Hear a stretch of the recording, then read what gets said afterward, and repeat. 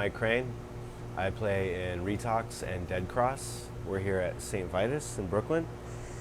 And just to let you in on a little secret, this is an esoteric DR1. I hope it's DR1. I might have got that wrong. But these guitars are fucking killer. Let's show it off a little.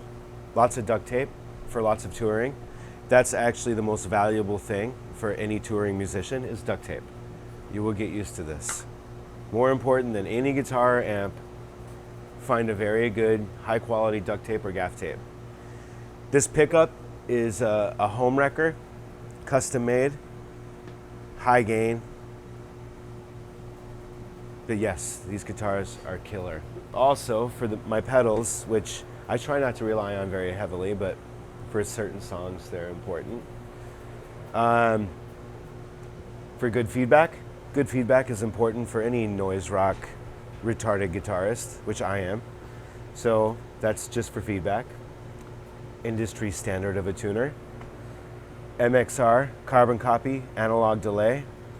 Highly recommend. These are fucking excellent. It's lasted forever. Plenty of sweat, blood, everything all over that thing over the years. It's been all over the globe countless times. These give you definitely better range of delays, which I use for a lot of songs. I use this more in Dead Cross. I leave it on the whole time. It's actually a bass octave, but I have it set to where it just fattens up the guitar. I learned that trick from Ross Robinson. Ross, I just gave away one of your secrets. I'm sorry. And this is Digitech Whammy, and any guitarist who knows what's up with these guys. What I do is I find the one sound, the coolest thing that any one pedal can do, and I only use that pedal for that one thing.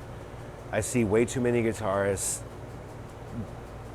just losing their vibe and their sound because they get caught up in what the pedals can do and they try to make them do everything they can do. And yeah, I personally don't do that. I think that takes away from being yourself. I see a lot of guys just stomping on pedals left and right everywhere, and it just, I don't know. At that point, you're not really playing guitar anymore. And then the Blue Line 6. These are the best ones they ever made, in my opinion. So if you can find one of these are fucking killer. A ring mod, vibrato, phaser, dual phaser, everything. These are the shit. But I guess I was told they quit making all of these ones, and now they just make the black one. I don't remember what it's called, the model number, but it has all of them built in. I've always preferred, I've been a Marshall man most of my life. JCM 800s, the 2203. Right now I'm using the JCM 900, but it's a 900 SLX 100 watt, and it's been completely modded by somebody in Germany, so it doesn't really sound like a JCM 900 at all. It sounds fucking killer. And then for cabinets, any low wattage speaker is always the best.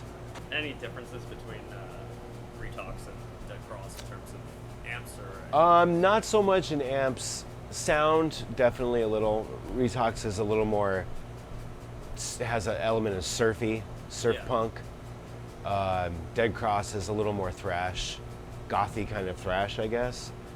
And in Dead Cross, I tuned down a half step. All right, my name is Ryan. I play bass in RETOX. I also play in LA guitar in a band called Fucked Forever, and I play guitar and bass in a band called Systole. So this is what I roll with on tour with RETOX.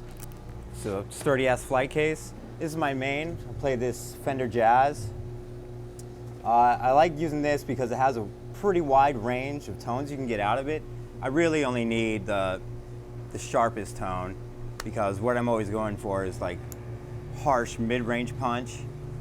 This is just a backup. I got it for $50 from a friend just so I could have something to go out on the road with and just for security.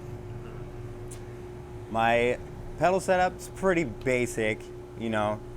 This is pretty standard stuff. I use the Rad because of the just harsh punch that you can get out of it. Really attacky mid-range crunch on it. So this is my main tone is this and the SVT Classic that I have. This bass overdrive, it's nice, but the tone is a little wild on it, so I mainly only use it for feedback and just to get like a little boost whenever I might need it. The delay, similar thing, I use it pretty minimally. Certain parts where they're a little more open, I'll hit it just to give it like a little more of an expanse to the sound of it. Play Ampeg rig, Ampeg 8x10 and an SVT Classic. I wish I had a vintage, I just can't afford it at the time. One day I'll have a classic, or I mean a vintage. And yeah, that's the base of it. I mean, I've got a pretty stripped down setup, you know. The main thing I'm going for is a really attack, hard hitting sound. You know, I do keep the low end in there, but when I'm playing with RETOX, too much low end, it'll get too muddy. There's too many single note picking, too many fast parts to be like really low end heavy. So I just always mainly go for like a mid-range punch instead.